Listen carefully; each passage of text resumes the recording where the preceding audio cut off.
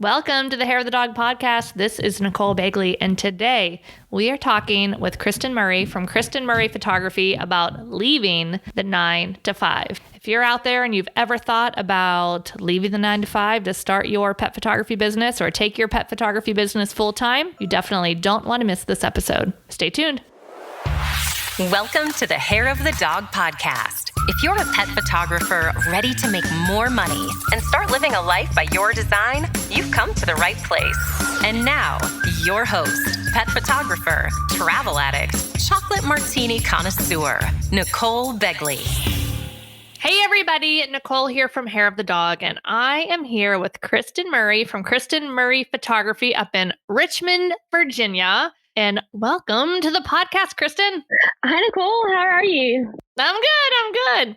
Thank you so much for having me. Of course. I'm so excited that you're here. We were just chatting and you've had a very big day today. Yes, I have had a very big day. I turned in my notice at my full-time job and will officially be focusing all of my time and energy on building my pet photography business as of July 31st. Woohoo! Awesome. So exciting. I'm so proud of you. That's good. How does it feel? Because, well, actually, let's back up for a second. So Kristen is has been a Hair of the Dog Academy member and a member of Elevate. So tell us, Kristen, just a little bit about your journey and how your whole kind of business started and where you are on, how that all started for you. So I've been in the startup phase of my business for a lot longer than I'm proud to admit. And it wasn't... I think that's pretty common. Don't feel bad right? about that. So when Elevate, I heard about that, I was like, I have to join. Like, this is going to be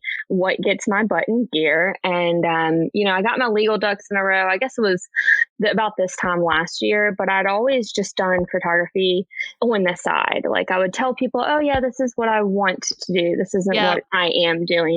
And through Elevate, through the past, 5 months, I kind of like, my whole goal of joining Elevate was to get to a point where I could turn this into a full-time job. And I just really learned to like let go of the fear and get out of my own way. And I can do it. Yes.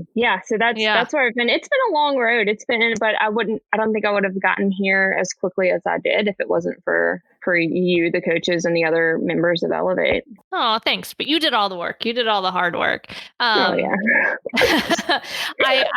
feel like what you're saying, and I feel like this will resonate with a lot of people. And tell me if I'm kind of hearing you correctly, that it's almost by when we have another full-time job and we're growing this, photography business on the side, there's a part of us that's scared to say, I'm a pet photographer. And instead it's a safe, easy thing to say, I do this and I have a pet photography business. Like it's almost like a PS. Oh yeah. And I also kind of do this over here. 100%.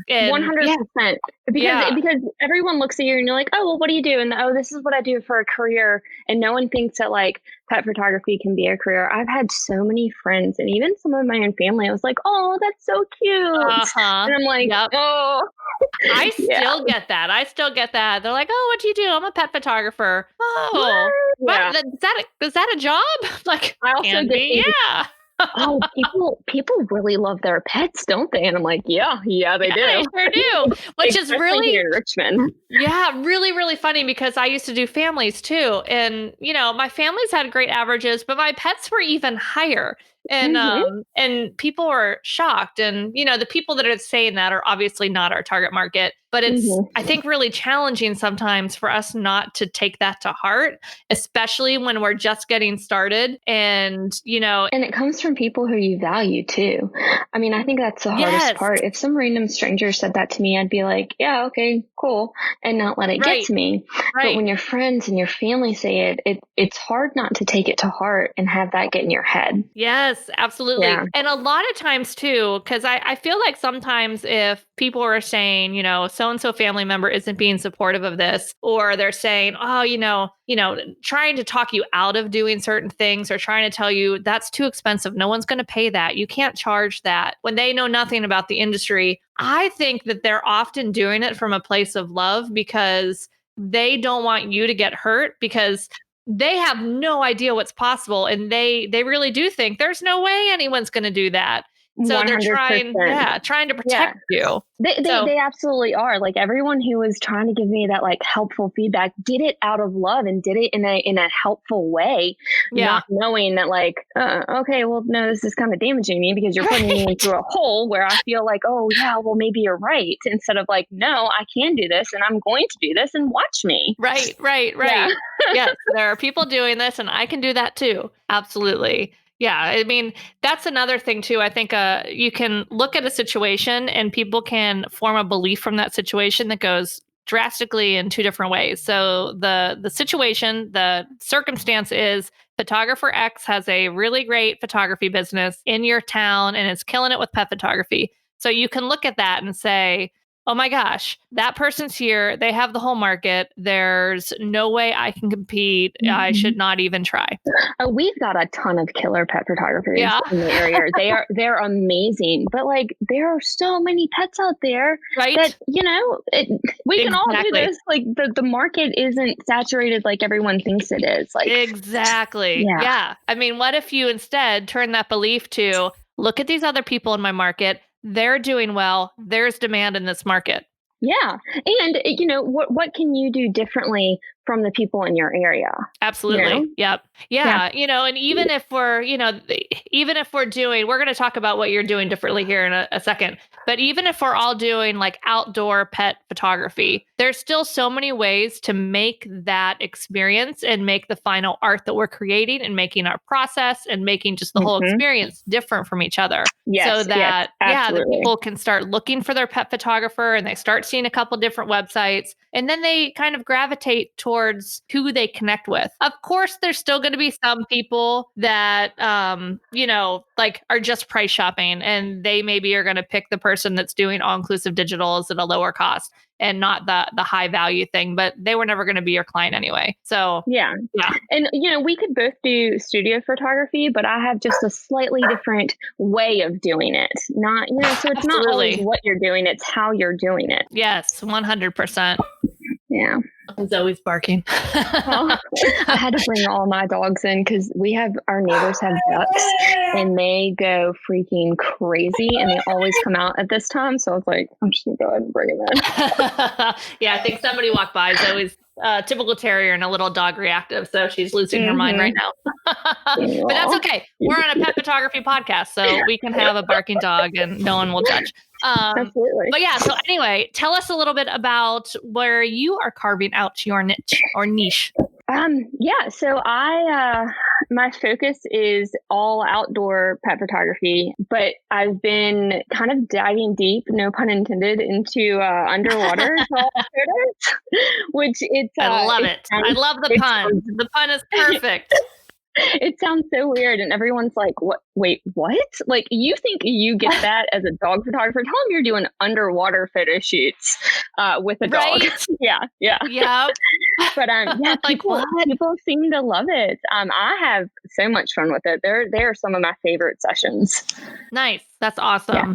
How did you get started with that? I got started in underwater photography in general about 7 years ago. So I'm a certified scuba diver, and I would dive every day if I was able to. Like it is incredible underneath the water. It's a feeling like you never get at all anywhere. I agree. I'm a diver too, and I remember still when you were doing your checkout dives or actually your lessons. And you're underwater and you take your very first breath and you're like, this is wrong. Yeah. Oh, wait, this works. Yeah, man, it's amazing. I can't describe how diving makes me feel. So I got a GoPro and then we went to Bonaire, which is off the coast of Venezuela. And I came back from that trip and realized my GoPro was not going to cut it. Yep. I mean, there were turtles, seahorses, incredible, like beautiful reef walls and an abundance of marine life, and I knew that I needed something different. So I got a Canon G7X with a fantasy housing, and I thought I was just going to use it for diving. But, we didn't have any trips coming up and I wanted to play around with it. So I took the dogs down to the river and just started practicing with them. Yeah, right. And the dogs were having a blast and I was having so much fun. And I just realized it's the best of both worlds. How can I make this really happen? But the river water is brown. It is not the pristine blue tropical waters of the Caribbean. So I got in touch with a nearby canine pool. And they had helped one of my dogs learn how to swim before. So I kind of already had a relationship with them when I approached them with hey, this is what I'm thinking about doing. Would your clients be interested in it? Is something that you'd be interested in to kind of stand out from everyone else? And she was all on board with it. So the first session we did, I was using the same G7X with the fisheye lens on the housing and quickly realized that while it was great for diving, it just wasn't cutting it for how I needed to use it. So after a lot of research and trial and error, I've now landed on a housing that it'll work for my 1DX. Well, it's not perfect, and I'll probably upgrade to an Icelite or a Nauticam dive housing. It gets the job done, but you don't care about housing. No, it's all good. There's people out there that do. It's all good. It's all good. Yeah, no, it's fantastic. And what a great way to start using partner marketing to start to explore different things and start to get some clients in a new genre. It's one of my favorite types of marketing for sure. It has been a very it's worked out very well for both of us. I think the owner of the pool is happy and I'm happy, and I think clients are happy, and I try to do everything that's a win-win-win for everyone involved, and I think it's working out. Nice. That's fantastic. When did you do your first underwater, that first session? When did you try that? So I had a practice session with my own dogs, or well, no, just I guess when you first started marketing it. I think it was either in July or September of last year. Okay, so almost a year. Yeah, almost a year ago. And then they also have an indoor pool location, so I was able to do a couple over the winter. Nice. The best images come from the outdoor pool though, because it's this bright blue background, and then you have the natural light, and I'm able to take shots of them just swimming as well as underwater. Oh, nice. So I prefer that one in the summertime. I've thought about getting my own pool, but I think that's going to be a ways off. No, but when you do, it can be a nice tax write-off. Right. Tell my husband that all the time. You're like, just you wait. Wait.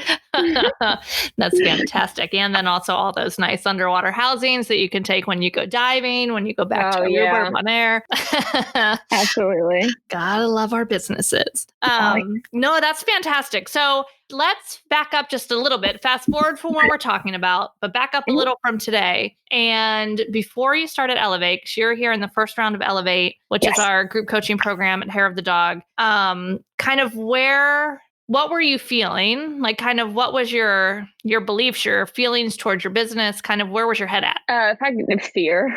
Yeah, absolutely. I had a fear of probably everything. Okay, when I say I've been in the startup phase of my business, I've had a camera forever, and I would always take pictures of my own animals and take pictures of friends' animals, but never put myself out there because I was so scared that I would get judged, that my website wouldn't be good enough, that no one would hire me, that people would laugh at me. I don't know where any of this fear came from, but I had that in my head that I could not do this. Yeah. And go ahead. No, I was going to say I think we all have that fear. And I think the hardest part is that we don't know it's fear. Did you know it was fear, or did you just feel the procrastination about it? I'm a procrastinator by nature. I need a deadline. I need a deadline and I need pressure, and then I will get it done. But no, I didn't know it was fear at all. And honestly, it wasn't until our two kittens, they were 2 years old at that time, but they got poisoned. Oh. Well, I think it was unintentional. Secondary poisoning is a real thing, and it kills wildlife and cats. But it got them, and I was looking back at all the photos, and I was like, I only have 2 photos, one each, that I would even consider putting on my walls. And I was talking to my husband about it, and I'm like, I really. It tore me up. I was like, I really have to do this. I want to do this. And he was like, all right. So we upgraded my camera with some Christmas money, And he was very supportive. And honestly, if I didn't have the push from him, I probably would have like still, right, been in that same stage. So, but that whole year, I was like, okay, well, I'm kind of doing this and I'm kind of doing that. And I didn't realize that that I had so much fear about my own business and creating the life of my dreams until like Heather got through one day and she's like, no one wins when you play small. And what's the worst that can happen? And get out of your own head. And, just brought up all of these like just thoughts that I had never really allowed yourself to consider probably. Yeah, exactly. And, it was, that's how that happened. But nice. Yeah, I think it's so important sometimes that we have like a motivation that's greater than ourselves, that that tends to be the thing often that'll spur us a little bit off our butt and into action and past that fear, which like I've done. Our very first episode was, what the real reason of you procrastinate, which is often fear. So procrastination is just how fear often manifests, or the perfectionism is also fear. Like I can't put this inquiry guide out because it is not perfect. There's one typo on page 37. I never thought I was a perfectionist until I started doing this. But then you're right. And I still don't think I am a perfectionist because, I do realize that done is better than perfect. And like, you have to get something out there. But I think I was using perfection as a way to procrastinate. So then I could feel good and, sit there and binge Netflix all day. And instead be of like, safe. Yes. And be ding, safe. Ding, ding. Yep. Yeah. Because or no one will judge you. When you don't put yourself out there, you don't get judged. Yep. But then guess what also happens when you don't put yourself out there? You have no clients. You don't make money. You have zero clients. No one knows what you do. And you're sitting there like, oh, why isn't this working for me? Yeah. What I've also realized is this business, you have to work for yourself. Like you have to put in the work. Nothing is just going to fall from the sky and be handed to you. And that's life in general. If you are not happy in your current situation, then stop blaming circumstances, stop blaming anything outside of what you can control. I mean, obviously, if a tornado comes through and like destroys your house, you can't control that. But, aside from that, like you are in charge of your own life. Yep. You can control how you react to it, though. Yes, Heather and I just did, it'll be last week's episode when this gets released, talking about this exact thing about how to control our thoughts when basically everything around us is completely out of our control, because it's such a critical skill. It's easy, or it's simple. It's simple, but it's not easy. And it really comes down to just changing our internal dialogue and shifting what we're saying to ourselves and just being aware of how we're feeling. So here's my next question for you. If you were to compare like your feeling now, like you just gave your notice at your job, like how do you feel? Does that feel heavy or light? Oh, I am so light. I'm light as a feather.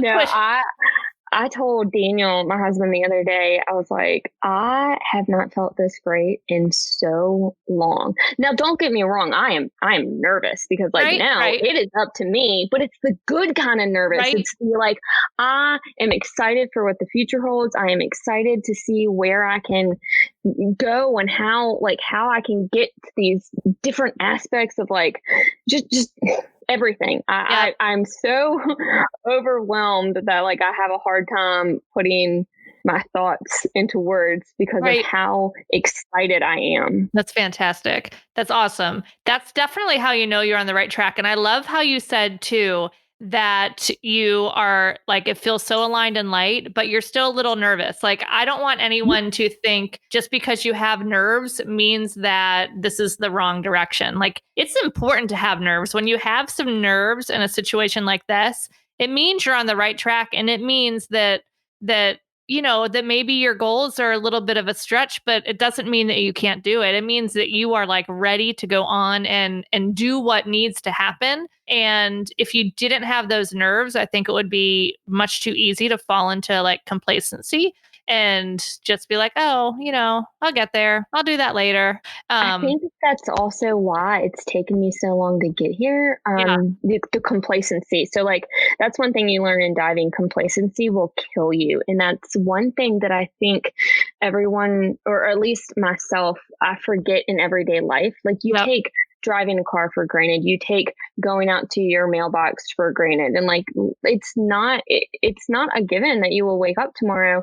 And why be complacent in life or stuck in a situation where you are not fully, truly happy? Right. But I do think having the full-time job where I mean, it was easy money. It was great. I enjoyed the job, but I didn't love it.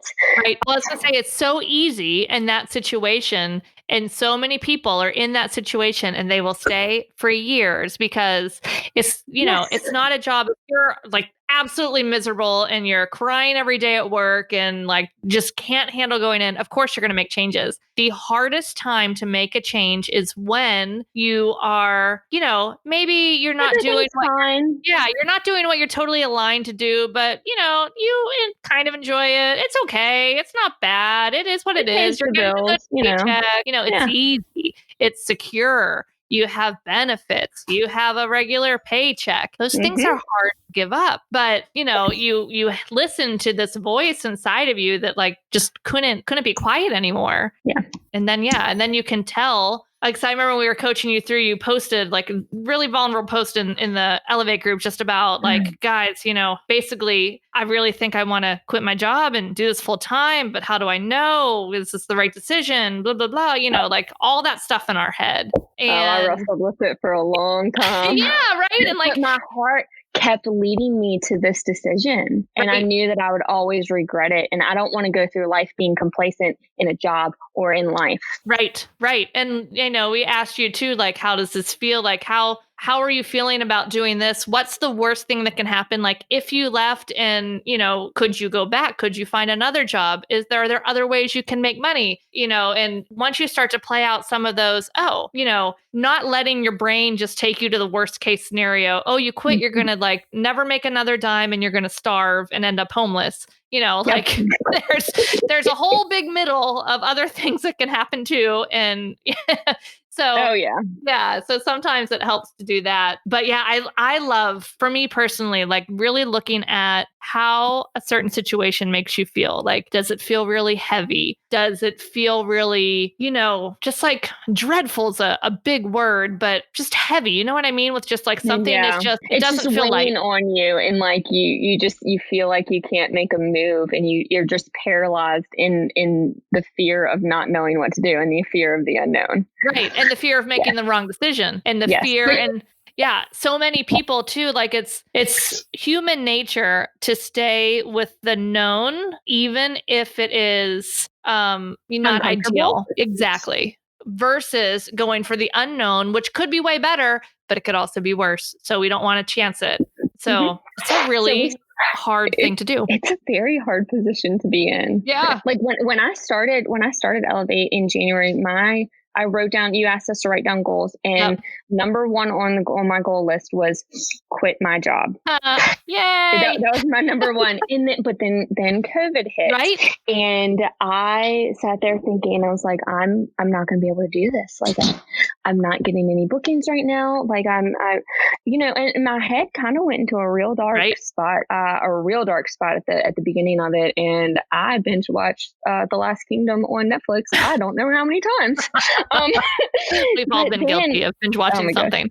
but then I was like, you know what? I can either take this downtime that I have now and focus on putting processes in place and bettering my client experience and planning and strategizing like how I can serve my clients better. Yep. Or, because otherwise, if I was shooting right now, I wouldn't have the time to do it. So, it's kind of a blessing in disguise. And not that the coronavirus was at all, but just this time that I had to do it.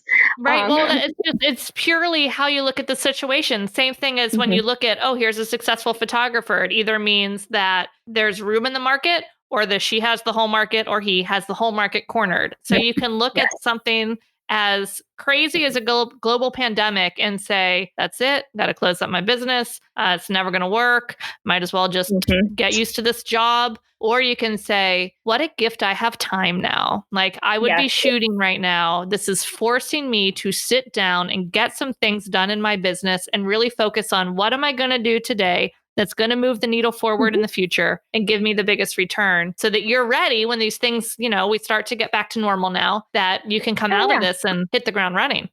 Because everything has an end. Eventually, life is going to go back to how it was. Yes, there may be certain things that are different, but it's going to go back to normal eventually.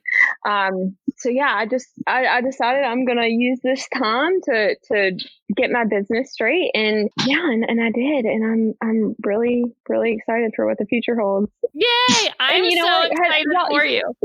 Thank you. And you're right. Like, what is the worst that could happen? I have to get another job. Like I've had jobs in the past. There are things that I can do. It's really okay. Yep. Yep. I think even like our Target near us now pays $19 an hour. I'm like, well, shoot, that's like pretty much what I made as a manager in the zoo world back in the day. Like, if something really happened and I can't make go with this, well, at least I can say that I tried. Yeah. And I mean, I can get another job. Like, you won't have to, because I'm pretty sure. Right. Yep. Because you're taking the action, and even, in the face of, I'm not sure if this is the right action or maybe this particular action. This happens a lot too, where people start to think, oh, well, I don't really like doing this part of my business. So either maybe I won't, or maybe that means I shouldn't be doing this business. But, no matter what do, even if you love it, there's still going to be pieces of it that feel like a job. Exactly. Yeah. And if they're really that like if you really hate editing that much, then outsource it. Absolutely. There are awesome editors out there. You go out and shoot everything and then just do basic adjustments and outsource your editing. Yep. I haven't gotten to that point yet, but I kind of feel like I'm going to soon. Yeah. No, I ended up always, in the past couple of years, after a session, if there's one image that I love, I fully edit that one because I want to take that one all the way through. But then the rest, I'm like, go ahead, take off the leashes, do this and this. Like I'll just send them off and they come back pretty much perfect. I'm like, great, I didn't have to do that. Yep. And then you can use that time that you would have spent shooting something else, or focusing on a different aspect of your business that needs marketing attention. to bring in more clients and all that good stuff. That's awesome. Yeah. Oh, I'm so proud of the action that you've taken and the hard questions that you've asked yourself, because I like to say in Elevate too, like the program's not about content. I mean, we have some content, but it's not there to be like, okay, do this, do that. And actually, quite frankly, none of the coaches, none of us are saying to anyone, you need to do this, you need to do this. And here's your list of 10 things that you need to do for your business. Like, no, you ask us what our actions are and what our goals are, and you help us along the way. And you ask the hard questions where it's like, I didn't really think about that. That's a good point. Right. But y'all aren't sitting there telling us like, do this, check these boxes. You ask us, what are your boxes that you want to check, and have you checked them, and how can we help you check them? Yeah, exactly. And you can say, oh, I'm stuck here, and then we'll help you work through it, because I believe firmly, if like I were to sit here and say, here's a 10-point plan, this is all you need to do, which first of all wouldn't work because everybody's business is going to be different, right? So you have a different looking business than the other students, and some people do studios, some people outdoors, some people more high volume, some people lower volume. Like it's all very different. So everybody's journey is going to be a little bit different. And I never want to rob any of our students of the opportunity for you guys to have the lessons and you guys to figure out that, oh, I actually do know what I need to do, and start to trust yourself more, because it's kind of like, you can either give a man a fish or teach him to fish. I want to teach you guys to fish so that, you can navigate your way through and start to realize that, oh, wait, I am thinking this doesn't feel right. This doesn't feel good. What are the other options? How can I ask myself these different questions to figure out the best way forward? Yeah, absolutely. And I think that you and the other coaches have done a very spectacular job of doing that, because I have started trusting myself more and more more over the past 5 months than I had, ever since I started this myself. I would always go and be like, this is kind of what I'm thinking about. Like, what do you think? Okay. And I was always right. I was asking permission. Right. But my husband and mom are like super supportive. Yeah. But like, they don't know anything about dog photography. Right. Yeah. Yeah. So like, I'm so glad I found like a group of like-minded people who, like we have the coaches, but then the other members of Elevate too. Like, I love the group coaching aspect because there are some questions that I'm like, oh, that brings up a really good point that I've never thought about. And, we all look at things differently. And I feel like we've just gained so much from each other and from y'all. And, I've walked away with so much clarity after everything. Nice. Just, I love it. Yeah. This is what fuels me. This is why I'm here. I can for you feeling as light as you feel for quitting your job, this is how light I feel creating this space for you guys. It's just like, this is what I do and I love it. And I love seeing the results that you guys make. So thank you. If anyone out there is interested in learning more about Elevate, you can go to hairofthedogacademy.com/elevate and learn more about that. We actually have enrollment for our July through December class open now. And Kristen, guys, tell us a little bit about where we can find you and, stalk you, but not in a creepy way on the interwebs. Right. You can find me at KristenJMurray.com. That is Kristen with a Kristen. And then on Facebook and Instagram, I'm just at Kristen Murray Photography. Perfect. Well, thanks again for sharing your story with us. I know that a lot of people out there are going to connect with that and see themselves in your story. And so I really appreciate you being so open. Well, thank you so much for having me. And yeah, I hope that other people can get to this point a lot quicker than I did. So if I can inspire someone, then that's great. There's no behind. It is just your journey is your journey, and you wouldn't be where you are if you didn't have that full journey. So very you're true. exactly where you're supposed to be. All right, thank you so much. Kristen. Have a good one. Bye. Thanks for listening to this episode of Hair of the Dog podcast. If you enjoyed this show, please take a minute to leave a review. And while you're there, don't forget to subscribe so you don't miss our upcoming episodes. One last thing, if you are ready to dive into more resources, head over to our website at www.hairofthedogacademy.com.